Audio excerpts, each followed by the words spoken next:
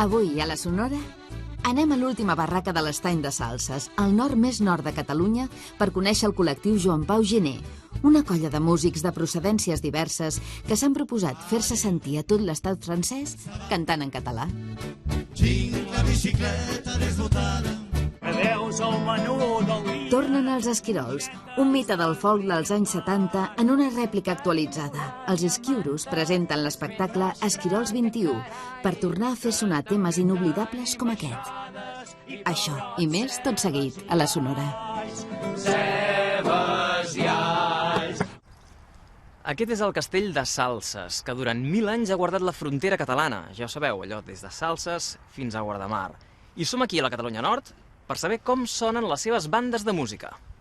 Amb un poc de paciència i amb un poc de voluntat. Pop, rock i folk en català ens pot semblar una proposta òbvia. Al nord dels Pirineus no era gaire habitual fins ara. La llengua s'associava sobretot a altres manifestacions culturals com les habaneres, la sardana i les cançons tradicionals. El fet de cantar en català a Catalunya Nord ja és un fet militant. Ja els polítics d'aquí es diuen aquest deu ser independentista, se'n cal malfiar. Però el col·lectiu Joan Pau Gené està provocant un gir de 180 graus. Ara la pregunta és qui encara no canta en català a Catalunya Nord, perquè amb 60 grups fa més de 150 músics, no arrepleguem tots els músics de Catalunya Nord, però una bona part sí.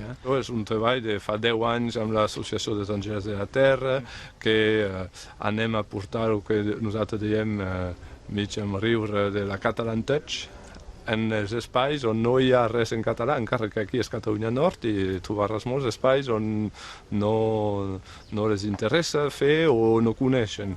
I doncs nosaltres els hi proposem una cosa adaptada al seu local, que sigui nits de poesia, que sigui teatre o cinema en català, i fins i tot fem concert, i això ens ha permès de portar molts grups al sud i fer trobades amb els músics d'aquí també.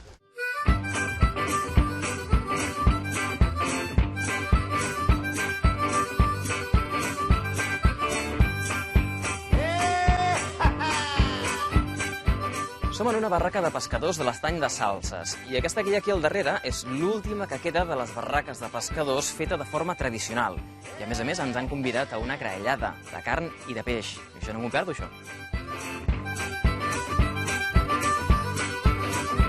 I aquesta última barraca està en perill. L'estat francès la va voler enderrocar, juntament amb una 80ena de barraques noves que es van construir als anys 70. Però la mobilització veïnal va aconseguir conservar aquest indret. Meu avi venia de Sant Lluent amb l'embarcació i per anar a pescar anguilles a l'altra banda de l'estany. I cada cop els filets i tot han buscat a la prefectura per fer una barraca per posar els filets, per posar... I està aquí quan el temps se fa dolent. On la poso? Cap aquí? Així? I aquí sobre, Està molt calenta, es nota la calor, l'escalfor de la brasa.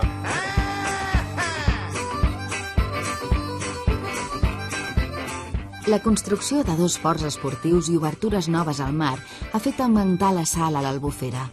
Això ha erosionat les illes on hi havia més barraques tradicionals i les ha fet desaparèixer. Hi havia 2 sus l'illa, que sabé que encara un més ahir. És una illa que s'ha anat enfonsant, no? Sí. Hi havia dues barraques sus l'illa i han caigut amb l'aigua de mar. I aquí també a l'estany hi havia 3 de més al començament, quan arribeu de Salses. Hi havia 3 i les 3 són abandonades quan els peixadors havien patit. La barraca dels Cabrol encara resisteix i reuneix veïns i amics al voltant de la taula. I entre converses sobre els costums i la catalanitat del Rosselló o els lligams amb Occitània, les cançons surten soles. Mitja despullada pit generós de la brusa traucava, amb la bandera tricolor alçava, ple de promeses alliberadores. La Marianne és la personificació de la República Francesa. Sabes aquesta que és amb el pit de fora, els cabells escabellats aquí i amb la bandera tricolor? És aquesta, la Marianne. És una cançó que parla el que se va passar aquí quan va arribar la Marianne. S'hi va parlar llibertat, igualtat, fraternitat, tot això. Passa, tres colors com una mordassa. Què queda de la cultura catalana al nord si tan joves somien en francès? És la reflexió que ens proposa aquest tema de Llamte Frigi. La gent, el fet de considerar-se català no vol dir que no es consideri francès. Això sí, és la gran diferència que trobarien amb el que passa allà. Excepte, pot ser per un grup, perquè també hi ha un grup d'independentistes aquí, pot ser no molt important, però vaja, que existeix, però a la majoria de la població el que voldria és finalment que, sense sortir de l'estat francès, que malgrat tot es respectés més la seva identitat que el que es respecta.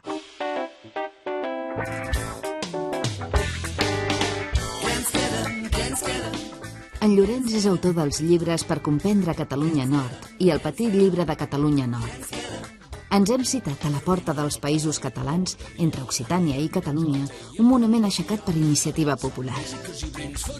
Coneixem també a l'ondinenc Ben Gros, amic de la família i cantant de Ben que bufa. So this is your disc about Joan Pau Giner. This is you and this is him. Yes, that's Joan Pau Giner when he was younger. He's still alive, obviously.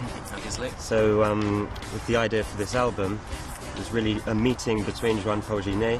I never really met him, but through his songs, I feel like I know him. That's why I chose this image. En Ben fa 12 anys que va arribar a la Catalunya Nord per treballar a la Baremma.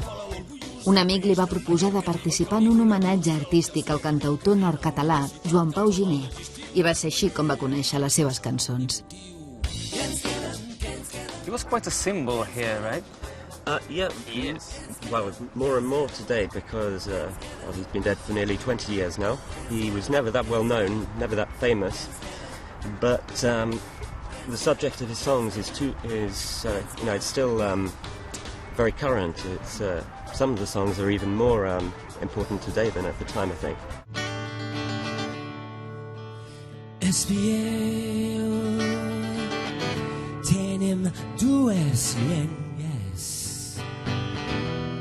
una pel dia i una per la nit. Això és un electroshock per la gent de Catalunya Nord, perquè la gent de Catalunya Nord que ha deixat una mica la llengua de banda, veu que hi ha gent que arriba de fora i que sí que ells es posen a cantar i a parlar català. Doncs és una mica un electroshock per a aquesta gent més gran. Hi ha una certa revifalla de la catalanitat al Rosselló, en part promoguda per les escoles Bressola, Arrels o Comte Guifré. Això és bastant excepcional, fer cantar parisencs en català. De fet, un dels quals és en Tom Darnall, que és l'ex-teclat fundador de la Mano Negra. Viu al costat de casa meva, té la nena a l'escola Bressola i és la nena que li ha transmès l'amor de la llengua catalana. És una transmissió inversada, com amb molts músics, de fet. Una farda jaco. Els hi farem. Rosegar les mastegueres. Els hi fotrem. Els hi fotrem. Els hi fotrem. Sul cul. Aquest és el Portail à Roulettes, el centre de la cultura independent de Salses. I ara mateix hi estan assajant els membres del col·lectiu Joan Pau Giner. El Portail à Roulettes és un centre de creació obert als projectes artístics. Hi han actuat bandes com l'Slobodan Salijevic Orchestra, responsables de la banda sonora d'Underground d'Emir Kusturica, els hongaresos Beșodrom o els catalans Yazin and the Oriental Groove. És el lloc ideal perquè s'hi reuneixin els artistes del col·lectiu Joan Pau Giner, que també és un punt de trobada eclèctic.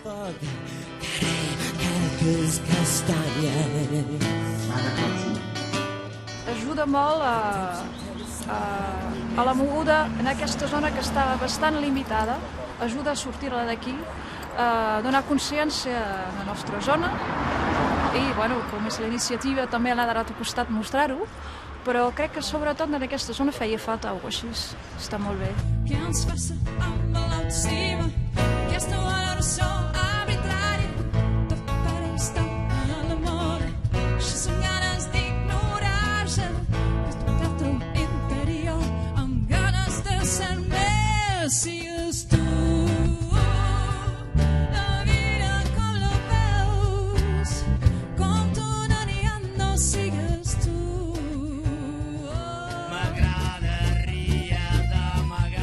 El col·lectiu Joan Pau Gené participarà en la Diada de la Catalunya Nord que organitza el Centre Artesà Tradicionarius de Gràcia a Barcelona aquest dissabte 6 d'octubre. Hi actuaran 6 de les bandes del col·lectiu d'estils ben diferents, passant pel rock electrònic de Norà o el reggae de Sompa. I acaba dins l'anonimat, guardant cavalls sense cine pel d'un circle. Ei, adiu! Salà! Tinc la bicicleta desbotada. Ens adonem que finalment el català tan arraconat com està aquí a Catalunya Nord, que quasi bé no se sent pel carrer, sobretot a Perpinyà, finalment és un eix, un punt de trobada de cohesió social, diria quasi bé, entre totes aquestes poblacions que són minories a Perpinyà, que es retroben tots al voltant de la llengua catalana i la cultura catalana, i tothom es vol integrar a la seva manera gràcies a aquesta cultura.